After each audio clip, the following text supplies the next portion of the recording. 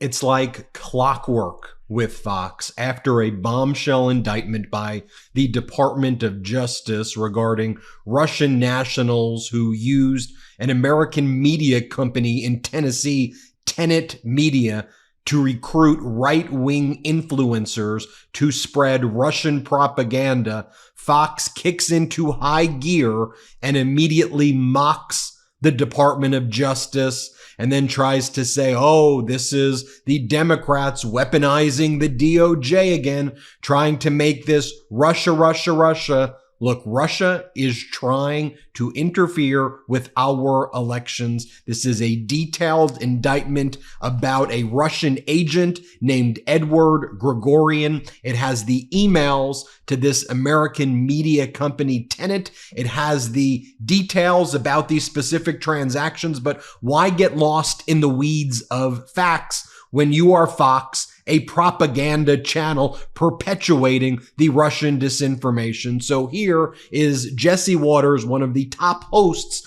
on Fox, further spreading the Russian propaganda and mocking our Department of Justice. Here, play this clip. If you're wondering what this Russia disinformation looks like, here it is. If you see the following narratives on the internet, it could be Russian interference. Are you ready? Record inflation. Unaffordable prices for food and essential goods, risk of job losses for white Americans, privileges for people of color, threat of crime coming from people of color and immigrants, overspending on foreign policy. The United States government wants us to believe that the Russians are using Republican talking points to interfere with the election. And here Jesse Waters is doing that again. Play the clip. This show tonight has all the earmarks of Russian propaganda.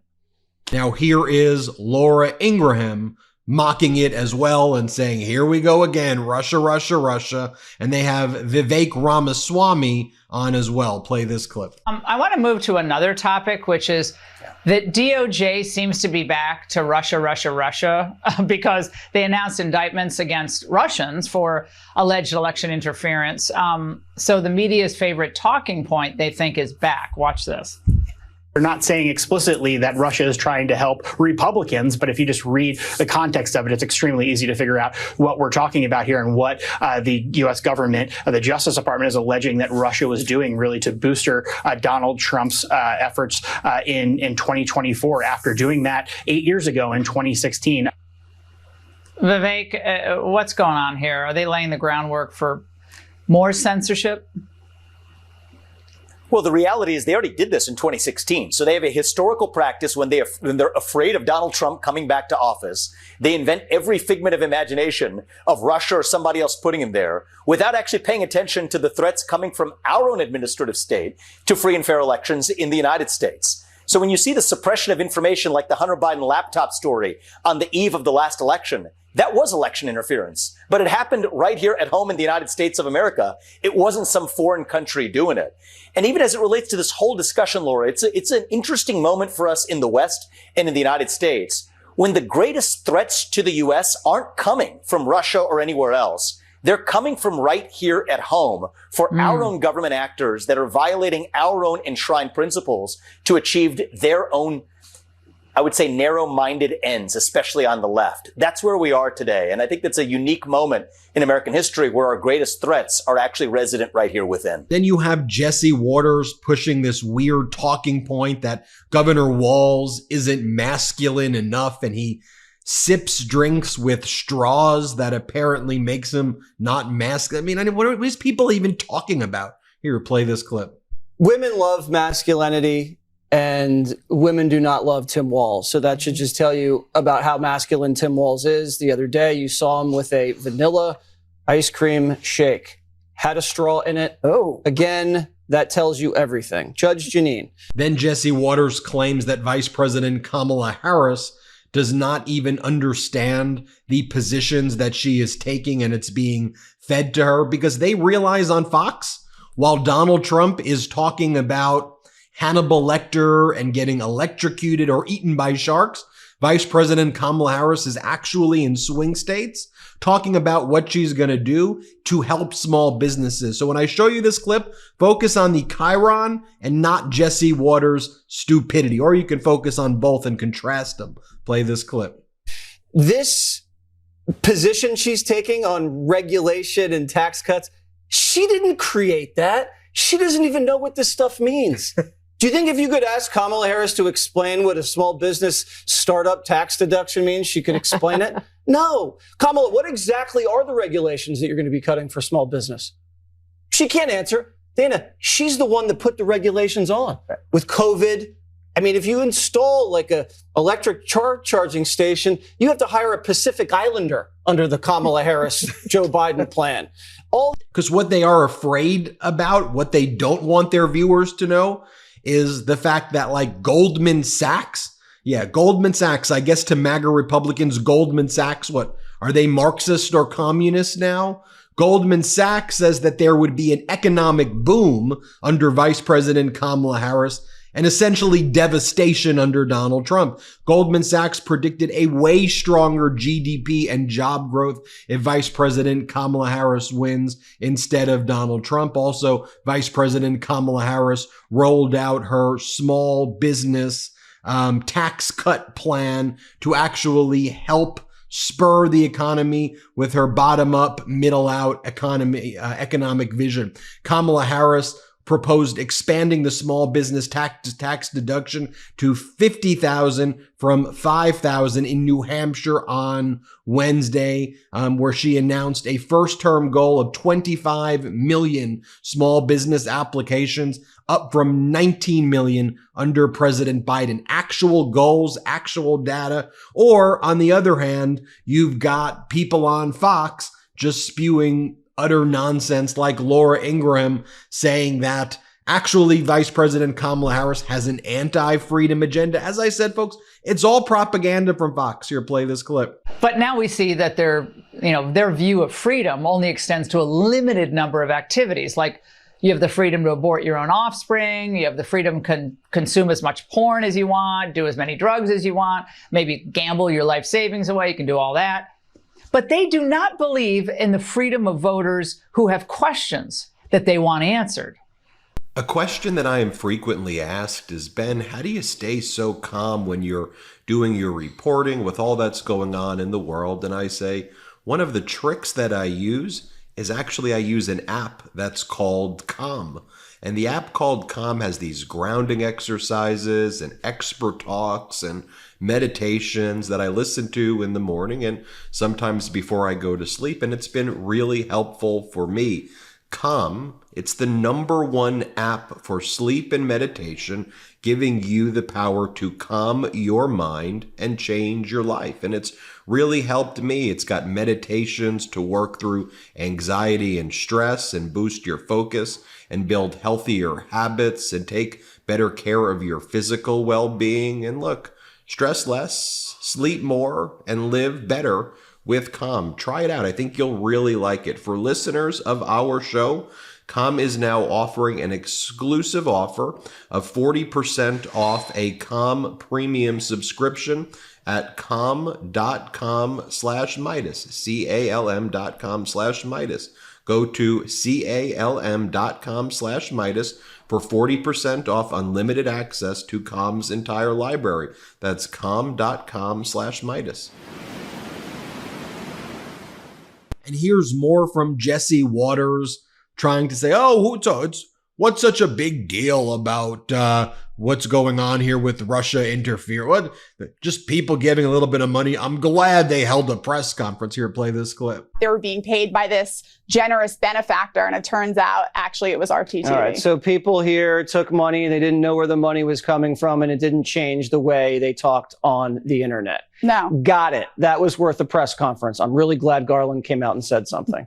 Again, as I said at the outset, this is like clockwork. And by the way, when Russia was reached for comment about their influence operations in the United States, this was from earlier in the day. You'll see this Fox report and you'll see Merrick Garland's reaction. Play this clip. We reached out to RT for comment, and the company responded in part with the following: ha, ha, ha, ha, ha, ha, ha, ha. I'm sure that was much funnier in the original Russian, but for us, it's not funny. This is deadly serious, and we are going to treat it accordingly.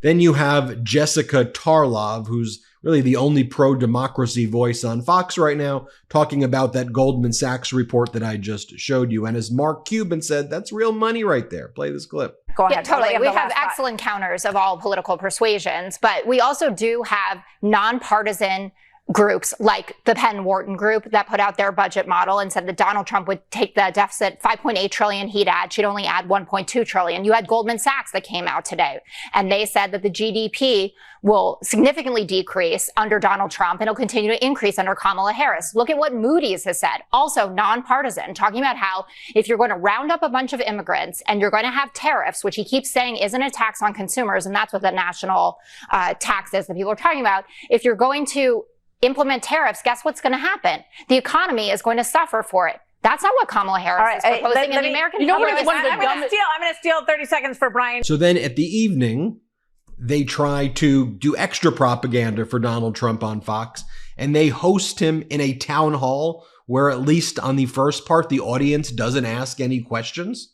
And it was just Sean Hannity, like, giving the biggest layups to Donald Trump, and he still answered bizarrely, like Trump thought he was still running against President Biden. Play this clip. I can't imagine New Hampshire voting for him. Anybody in New Hampshire, because they're watching right now, but anybody in New Hampshire that votes for Biden and Kamala, I really think I call her. Then Donald Trump said that people have no choice but to vote for him. Here, play this clip. I'm not going to allow it. You can't take the chance.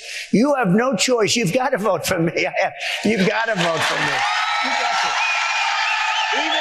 Even if you don't like me, you know.